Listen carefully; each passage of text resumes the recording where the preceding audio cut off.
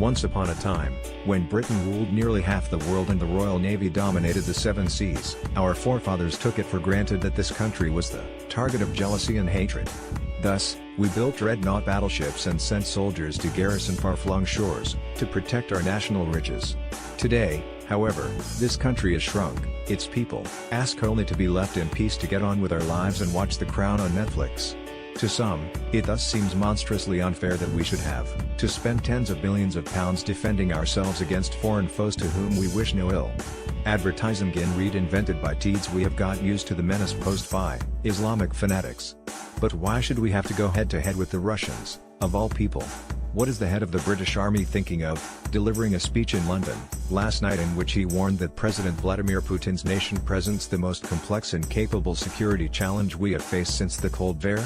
+6 simguide.d. equals iab5c134 ftsif1 src equals http://.dailymail.co.uk/i/pics/2818/01/23/00/4878 dfd5000578530026 image 72_15166690800.jpg, height equals 776, width equals 634, alt equals General Sir Nick Carter, pictured, has warned that President Vladimir Putin's nation presents the most complex and capable security challenge we have faced since the Cold War. Class equals blocks border, img share, greater than General Sir Nick Carter, probably the ablest chief of the General Staff so far this century, declares that the parallels with 1914 are stark apostrophe. He also warns, with the direct sanction of his political boss, Defense Secretary Gavin Williamson, that Britain's armed forces are today in no state to face the threats, nor will they be, unless the Treasury finds money to plug the yawning chasm in the defense budget. Some cynics will say the service chiefs are playing a familiar game of crying wolf, warning of a red peril in Moscow as they have done so often before, in order to secure expensive new weapons and platforms with which to posture on the international stage. Yet anybody who knows anything about defense and national security on both sides of the Atlantic understands that General Carter's depiction of the Russian threat, and of our weakness in the face of it, are all too true. Indeed, General Carter's speech was one of the toughest by a military leader for many years, and he used some chilling language.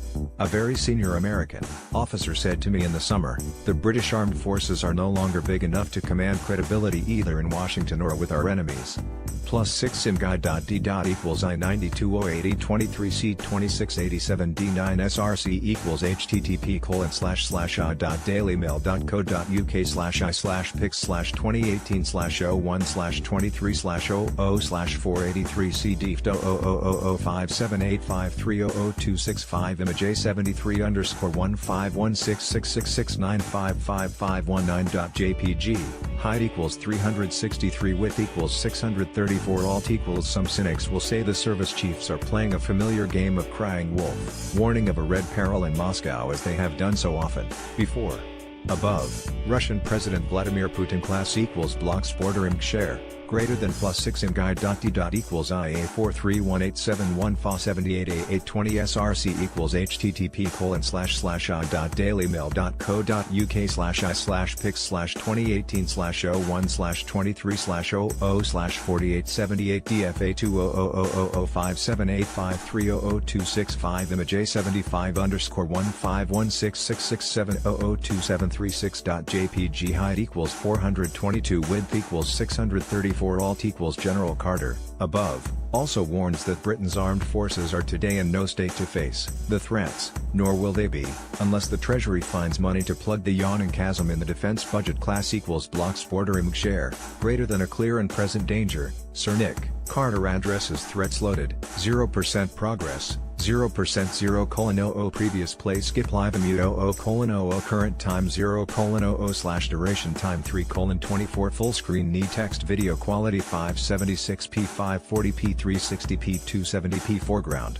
white black red green blue yellow magenta cyan, opaque semi-opaque background, white black red green blue yellow magenta cyan, opaque semi-transparent transparent window, white black red green blue yellow magenta cyan, Opaque semi-transparent transparent font size 50%, 75%, 100%, 125%, 150%, 175%, 200%, 300%, 400% text edge style none raised depressed uniform drop shadow font family default monospace serif proportional serif monospace sans serif proportional sans serif casual script small caps default stun minimize expand close I told him that I hope the next time he saw our Prime Minister, he would say as much to her.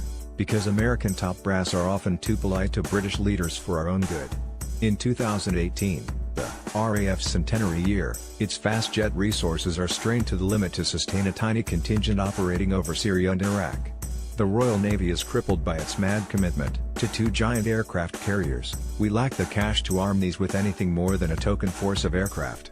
The Army and Royal Marines, already relatively small and under-recruited, are threatened with further severe cuts. All this is because, with the NHS and welfare budgets almost devouring the state, a weak British government flinches from responding realistically to challenges to our national security. The Treasury lavishes resources only on the intelligence services, because terrorists represent a daily threat to ordinary British people on our streets.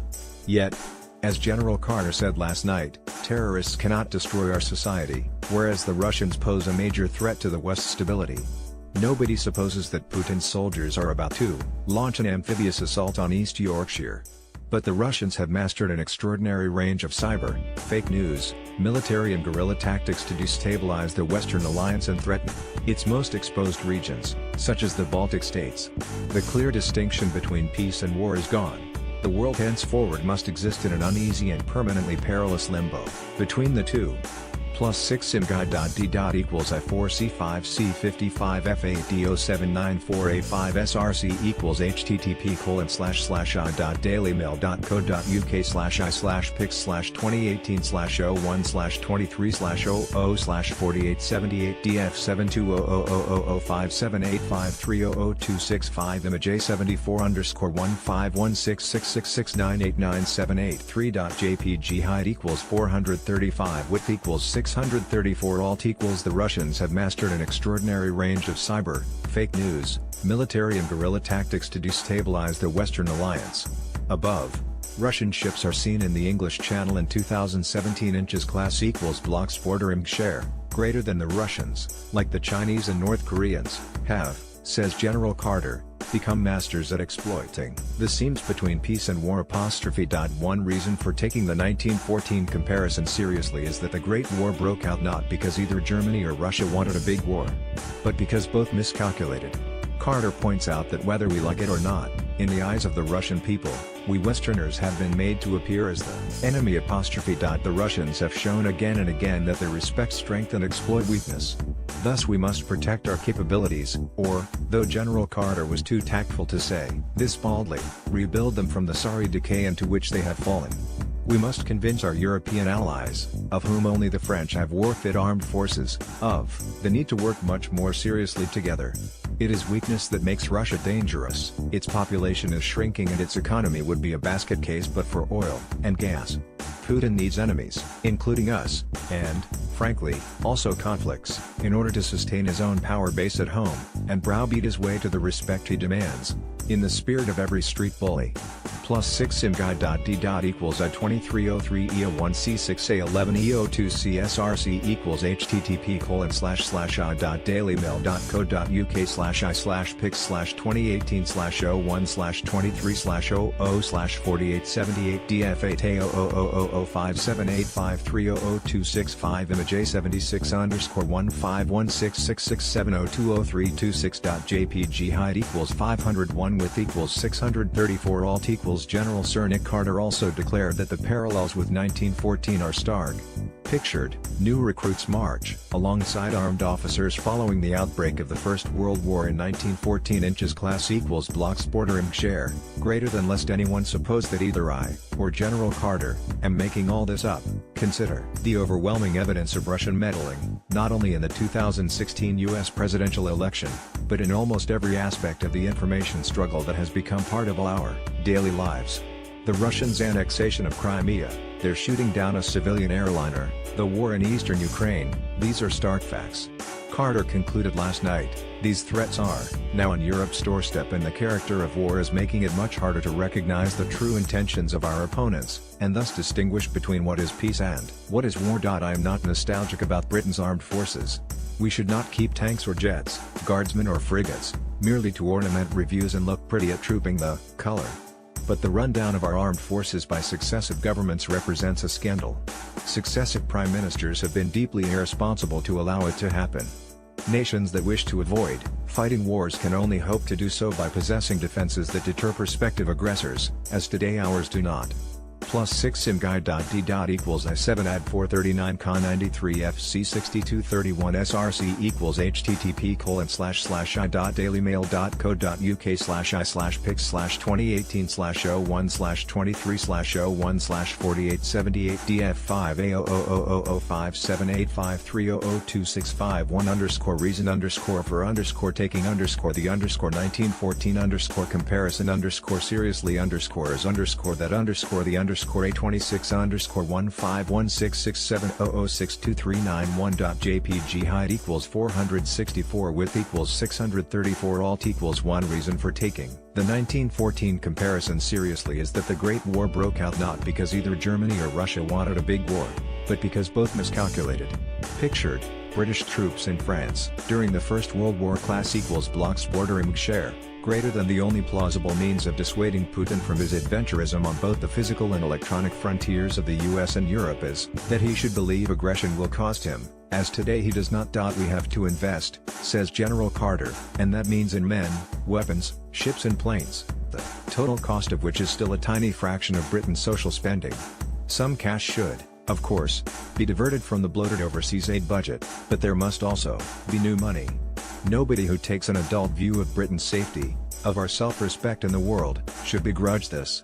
Some of the Defense Secretary's colleagues at Westminster curled their lips cynically after last night's speech, attributing to Gavin Williamson's naked ambition his willingness to allow General Carter to speak so honestly about the cash crisis facing the armed forces.